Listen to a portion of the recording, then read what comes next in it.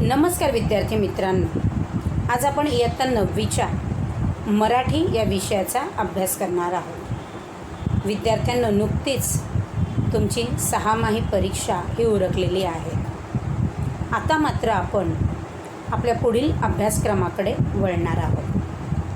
आपल्या मराठीच्या पाठ्यपुस्तकामधील आपला पुढचा पाठ नंबर 7, दिव्याच्या शोधामागचे दिव्य, या पाठाला आज आपण सुरुवात करणार आहोत. हा पाठ लेखक डॉक्टर अनिल गोडबोले यांनी लिहिलेला आहे. सर्वप्रथम आपण लेखकांचा थोडक्यात परिचय करून घेऊया. डॉक्टर अनिल गोडबोले यांचा जन्म 1947 साली झाला. आपल्या मराठी साहित्य क्षेत्रातील अत्यंत प्रसिद्ध, नावाजलेले असे हे लेखक. स्वतः अनिल गोडबोले यांनी आपल्या आयुष्यात मोठ्या प्रमाणात लेखन केलेले आहे. परंतु त्यांचे सर्व लेखन हे महान व्यक्तींच्या आयुष्यावर असल्याचे आपल्याला विशेष दिसून येते. त्यांची जर काही पुस्तके जर आपण पाहिली, त्या पुस्तकांची नावं जर तुम्ही पाहिली, तर ही गोष्ट तुमच्याही निदर्शनास येईल. त्यांचं काही साहित्य लेखन बघूया आपण. जसे बघा, भगतसिंग, भारतीय स्वातंत्र्याचा लढा, डॉक्टर बाबासाहेब आंबेडकर, लोकमान्य बाळ गंगाधर टिळक, मानवती तुका एकची आहे, कथाकथनातून बालविकास, प्रेरणा, त्याचबरोबर सुबोधकथा, स्वरसम्राज्ञीची यशोगाथा, थॉमस अल्वा एडिसन, संस्कार शिदोरी स्वातंत्र्यवीर सावरकर, तर 1857ची यशोगाथा. बघा, लेखकांची ही सर्व साहित्य, हे लेखन जे आहे त्यांनी केलेलं आहे, त्यावर जर नजर टाकली तर आपल्याला मात्र चटकन समजतं की खरोखरच डॉक्टर अनिल गोडबोले यांनी मोठ्या प्रमाणात महान व्यक्तींच्या आयुष्यावर लिखाण केलेलं आहे. तसंच एक महान शास्त्रज्ञ की ज्यांनी दिव्याचा शोध लावला, अर्थात तुम्हा सर्वांनाच हे माहीत आहे, ते म्हणजे कोण? Thomas Alva Edison. तर या महान शास्त्रज्ञांनी हा जो दिव्याचा शोध लावला, तो शोध लावत असताना त्यांनी कशा पद्धतीने वेगवेगळे प्रयोग केले, कशा पद्धतीने त्यांनी अभ्यास केला, त्यांची जिद्द, त्यांची चिकाटी, त्यांचं कामातील सातत्य, सतत वेगवेगळे प्रयोग करणं, त्यांची अभ्यासू वृत्ती, या सर्वातून अखेर त्यांनी दिव्याचा शोध लावला खरा. पण हा शोध लावत असताना कोणकोणत्या गोष्टी त्यांना कराव्या लागल्या, या शोधामागचीच ही गोष्ट, ही कथा, दिव्याच्या शोधामागचे दिव्य, या पाठाच्या माध्यमातून डॉक्टर अनिल गोडबोले यांनी आपल्यासमोर इथे मांडलेली आहे. या पृथ्वी तलावर सर्वात बुद्धिमान कोण? तर तो म्हणजे मनुष्य. सर्वात बुद्धिमान प्राणी अशी मनुष्याची ओळख आहे. आणि या बुद्धीच्या बळावरच मानवाने अनेक शोध लावलेले आपल्याला दिसून येतात. त्याने लावलेल्या या शोधामुळेच खरे तर आपले मानवी जीवन हे आरामदायी असे झालेलं आहे. अनेक शास्त्रज्ञ बघा आपल्याकडे होऊन गेलेले आहेत. या जगाच्या पाठीवर जर आपण नजर टाकली तर न्यूटन, आर्किमिडीज, गॅलिलिओ, एडिसन, तसेच Graham Bell, doctor Homi Bhabha, Vikram Sarabhai, या सर्व शास्त्रज्ञांचा मोठा खारीचा वाटा इथे आहे. त्यांनी लावलेल्या शोधामुळेच आज आपण सुखी, आनंदी पण जीवन जगत आहोत. खरी गोष्ट आहे. गॅलिलिओ यांनी दुर्बिणीचा शोध लावला. इतकंच नाही, लंबकाचे घड्याळ, सूर्यमाला यासाठीही या शोधाचे जनक म्हणून आपण त्यांना ओळखतो. न्यूटन, लहान वयात अभ्यासाची फारशी आवड नव्हती त्यांना, पण तरीही त्या बालवयात त्यांना आलेली ती कल्पना की वाऱ्याच्या वेगाविषयी जाणून घेण्याची जी उत्सुकता त्यांच्या मनात निर्माण झाली, त्यावर त्यांनी अनेक प्रयोग केले आणि प्रयोग करून वाऱ्याच्या वेगाविषयी नवीन नवीन सिद्धांत त्यांनी मांडण्याचा प्रयत्न केला. आईन्स्टाईन घ्या, जिज्ञासू वृत्ती होती आणि त्यामुळेच लहान वयातच त्यांच्या वडिलांकडून जेव्हा त्यांना होकायंत्र मिळाले, तेव्हा त्या होकायंत्राच्या आधारेच नवीन नवीन शोध त्यांनी लावण्यास सुरुवात केलेली आहे. ग्रॅहम बेल घ्या, टेलिफोनचा शोध लावला, बरोबर की असे कितीतरी शास्त्रज्ञ होऊन गेलेले आहेत. तसेच थॉमस अल्वा एडिसन हे देखील महान शास्त्रज्ञ होऊन गेले की ज्यांनी दिव्याचा शोध लावलेला आहे. या दिव्याच्या शोधामागची जी कथा आहे, त्याचबरोबर बालवयातच असलेली त्यांच्याकडे असलेली ती चिकाटी, कामामधील सातत्य, अभ्यासवृत्ती, प्रयोगांमधील निस्वार्थी वृत्ती आणि एखाद्या गोष्टीच्या खोलात जाऊन त्याचं संशोधन करणं, त्यामध्ये स्वतःला अगदी वाहून घेणं, हे असे अनेक गुण त्यांच्यामध्ये आपल्याला दिसत होते. आणि याच सर्व गुणांचा आढावा या पाठामधून डॉक्टर अनिल गोडबोले यांनी घेतलेला आहे. इतकंच नाही तर एखादा शोध जर लावायचा असेल तर तो लावण्यापूर्वी किती मेहनत घ्यावी लागते, त्यामागे किती मोठी प्रक्रिया असते, याचंही वर्णन या पाठातून इथे आपल्याला लेखकांनी मांडण्याचा प्रयत्न केलेला आहे. सर्वप्रथम आपण थॉमस अल्वा एडिसन यांच्याबद्दलची थोडीशी माहिती जाणूया. बघा, एडिसन यांचा जन्म 11 फेब्रुवारी 1847 साली झाला, तर मृत्यू 18 ऑक्टोबर 1931 साली. अनेक शोध त्यांनी लावलेले आहेत, बरोबर. खरं तर तुम्हा विद्यार्थ्यांना जास्त माहिती आहे. आज आपल्या एका बोटावर, एका क्लिकवर नेटवर आपल्याला इन्फॉर्मेशन मिळते, बरोबर. आणि त्यामुळे तुम्हा सर्वांना एडिसन हे परिचयाचे आहेत. त्यांच्याबद्दल तुम्ही कदाचित विज्ञानाचा अभ्यास करत असताना त्यांच्याबद्दलचा अभ्यास तुम्ही केला असणारच, पण तरीही या पाठाच्या अनुषंगाने आपण त्यांच्याबद्दलची थोडक्यात माहिती ही आपण जाणून घेऊया. एडिसन यांनी लावलेले शोध एकतर तारायंत्र, त्याचबरोबर ग्रामोफोन, तसंच प्रदीप्त दिवा ज्याला आपण बल्ब म्हणतो, बरोबर.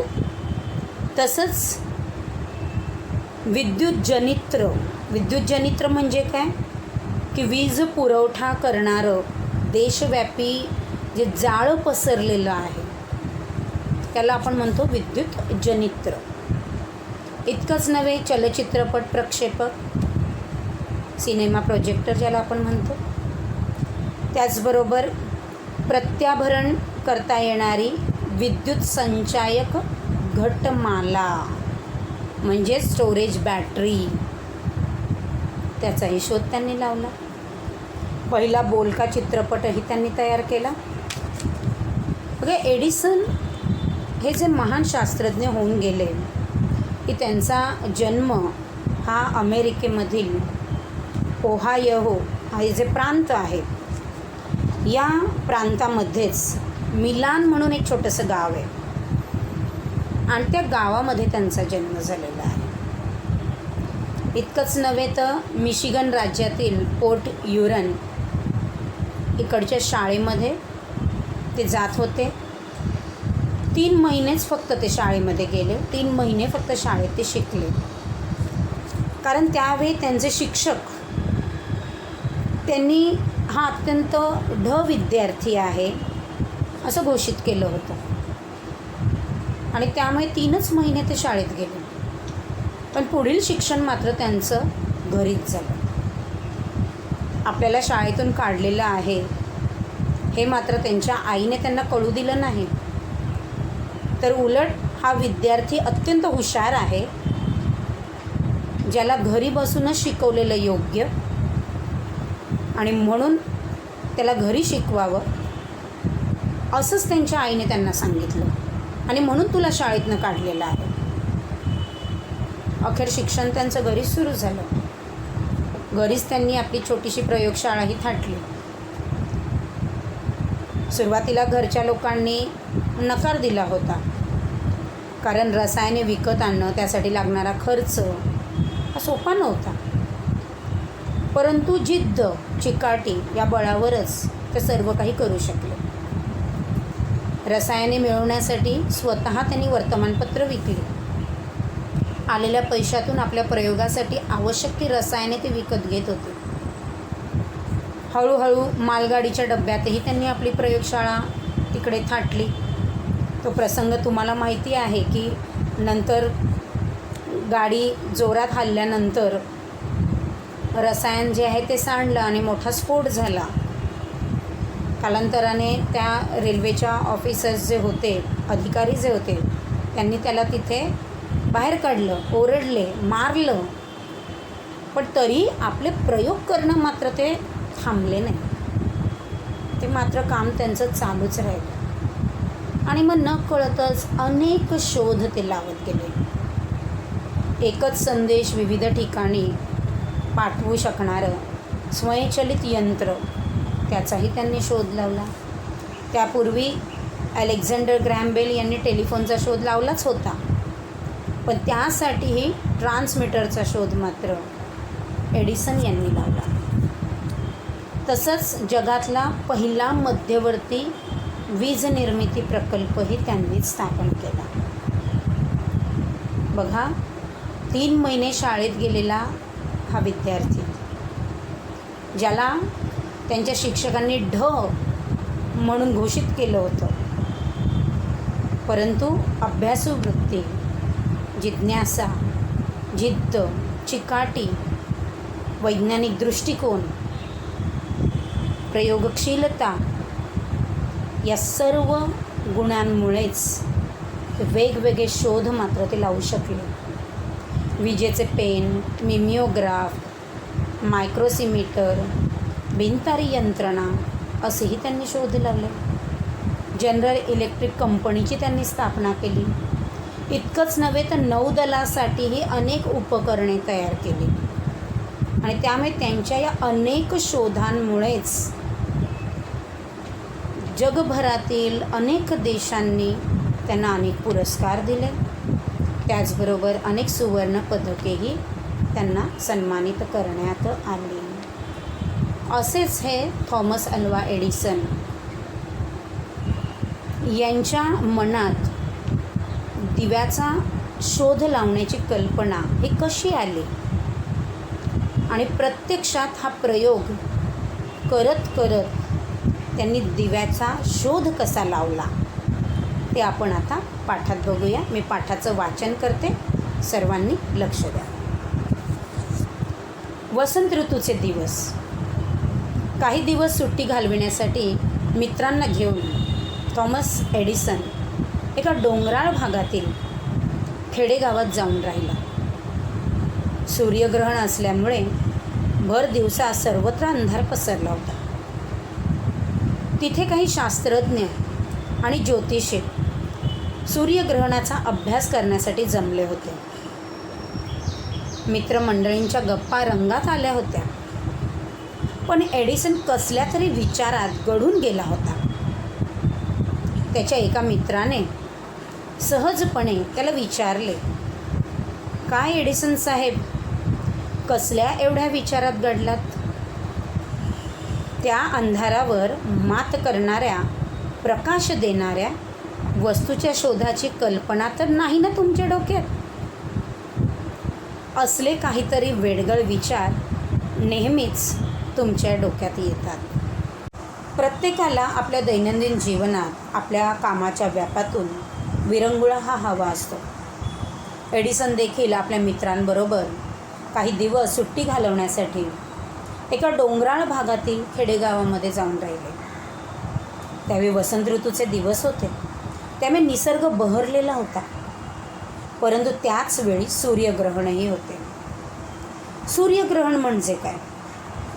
तर जेव्हा चंद्र हा सूर्य आणि पृथ्वीच्या मध्ये येतो त्यावेळी पृथ्वीवर मात्र चंद्राची सावली पडते. चंद्राच्या त्या सावलीमुळे काही काळासाठी हा सूर्य पूर्णतः किंवा अंशतः हा दिसेनासा होतो आणि त्यामुळे भर दिवसा अंधार दिसतो.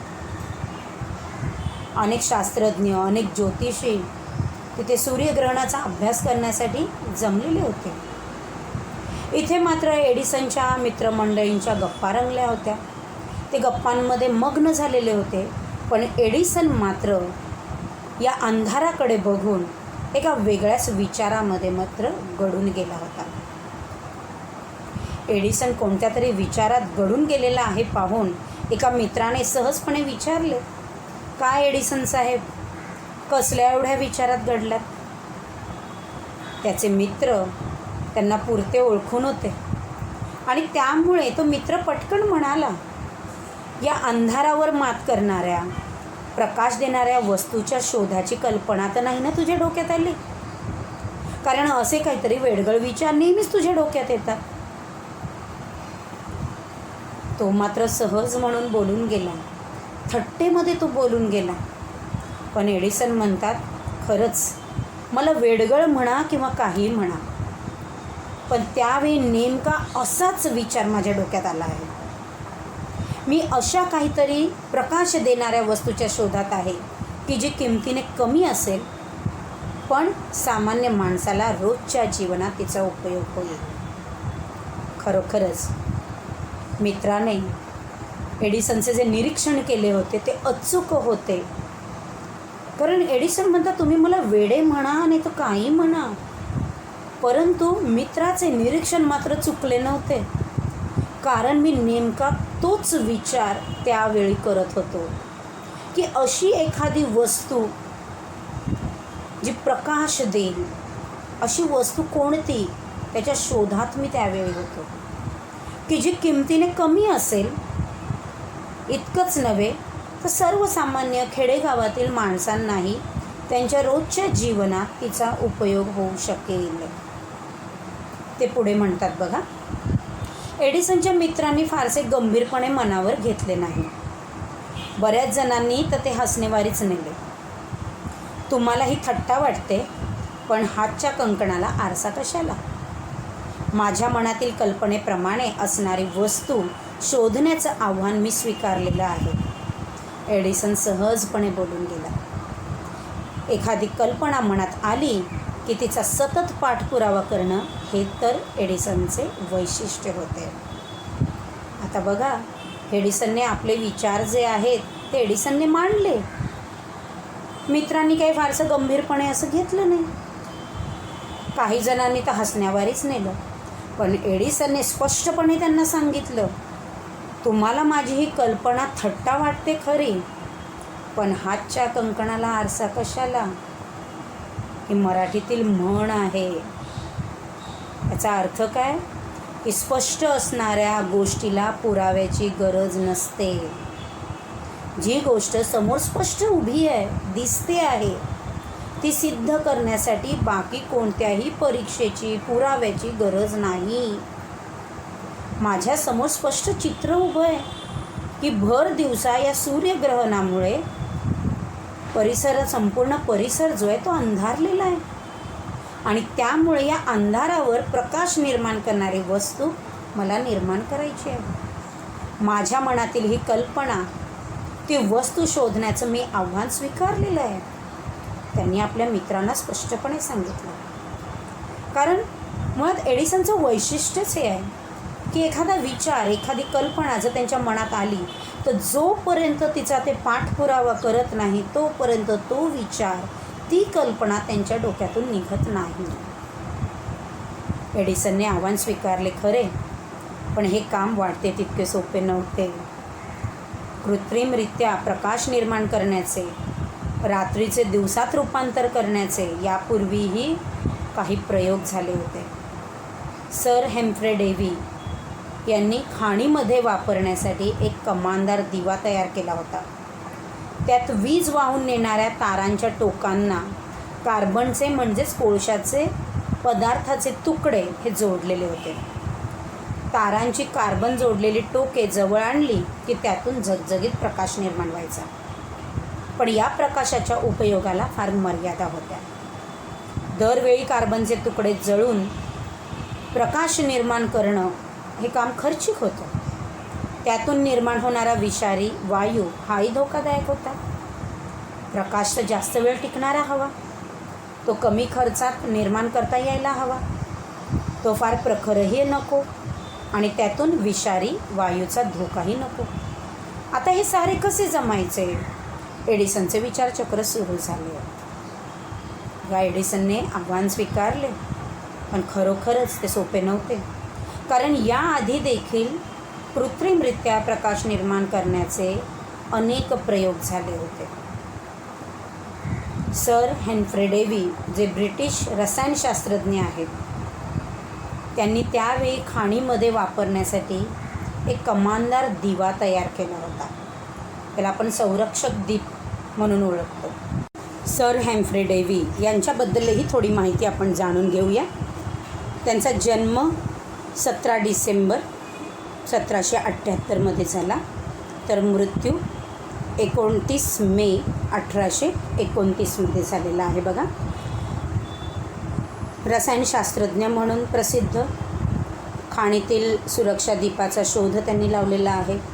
तसंच लोकप्रिय व्याख्याते ते होऊन गेलेले आहेत. कृषी रसायनशास्त्रासंबंधी त्यांनी अभ्यास केलेला आहे. इन्स्टिट्यूट ऑफ फ्रान्से बोनापार्ट पारितोषिक त्यांना मिळाले आहे. रॉयल सोसायटीचे कॉपली पदक, रॉयल सोसायटीचं सुवर्ण व रजत रमफर्ड पदकेही त्यांना मिळालेली आहेत. नाईट हा किताब त्यांना देण्यात आलेला आहे. Elements of chemical philosophy, on the safety lamp for coal miners, consolation in travel, elements of agriculture chemistry असे ग्रंथही त्यांनी लिहिलेले आहेत. सर डेव्ही यांनी वीज वाहून नेणाऱ्या ज्या तारा होत्या त्या तारांच्या टोकांना कार्बनचे म्हणजेच कोळशाच्या पदार्थाचे छोटे तुकडे ते जोडलेले होते. त्यामुळे तारांची कार्बन जोडलेली ती टोकं ती जवळ आली की त्यातून प्रकाश निर्माण व्हायचा. परंतु त्या प्रकाशाला मर्यादा होत्या. दरवेळी कार्बनचे तुकडे ते जाळून प्रकाश निर्माण करणं खरोखरच खर्चिक होतं, आवाकाबाहेर होतं ते. त्यात कार्बन जाळल्यामुळे विषारी वायू निर्माण व्हायचा, तोही धोकादायक होता. हे सर्व बघता एडिसनला असं वाटू लागलं की प्रकाश तर तयार करायचा आहे, पण तो जास्त वेळ टिकणारा हवा. त्याचबरोबर तो कमी खर्चात आपल्याला निर्माण करायचा आहे. इतकंच नव्हे तर तो फार प्रखरही नको, सौम्य हवे. त्यातून कोणत्याही प्रकारचा विषारी वायू निघता कामा नये, कोणत्याही प्रकारचा धोका नको. हा विचार करत असताना आता हे सारे कसे जमवायचे? एडिसनचं विचारचक्र मात्र सुरू झाले. विद्यार्थ्यांनो, खरोखरच एडिसनने यापुढेही प्रकाश निर्माण करण्यासाठी मोठ्या प्रमाणात अभ्यास केला. अनेक लहान मोठे त्यांनी प्रयोग केले आणि त्यातूनच अखेर त्यांनी दिव्याचा शोध लावला. आज आपण हा पाठ इथपर्यंतच बघणार आहोत. याचा उर्वरित भाग आपण पुढील भागात बघणार आहोत. परंतु तत्पूर्वी झालेल्या पाठावर आधारित कोणकोणती मूल्य आपल्याला शिकायला मिळाली त्यावर एक नजर टाकूया. अपयश हीच यशाची खरी पायरी. नेहमी वैज्ञानिक दृष्टिकोन आपण ठेवावा. आपली निरीक्षण क्षमता ही आपण वाढवली पाहिजे. एखाद्या गोष्टीचा, एखाद्या कल्पनेचा चौफेर विचार करावा. आपल्या ज्ञानाच्या कक्षा या आपण रुंदावल्या पाहिजे. आपल्या अंगी जिज्ञासू वृत्ती आपण बाळगली पाहिजे. प्रयत्नाशिवाय मार्ग नाही, त्यामुळे प्रयत्नांची पराकाष्ठा हवी. तसंच मानवी जीवनाच्या विकासासाठी नवनिर्मिती करण्याचा आपण प्रयत्न करायला हवा. बुद्धिमत्तेबरोबरच प्रयत्न, चिकाटी, तर्क लावण्याची क्षमता, नवे शोधण्याची प्रवृत्ती, वैज्ञानिक अंगाने पाहण्याची दृष्टी, गोष्टीचा पाठपुरावा करण्याची सवय, अपयश पचवून पुन्हा प्रयत्न करण्याचा संयम, असे अनेक गुण आपण आपल्या अंगी बाणवले पाहिजे. आता मात्र पुढील पाठ आपण पुढच्या भागात बघूया. धन्यवाद.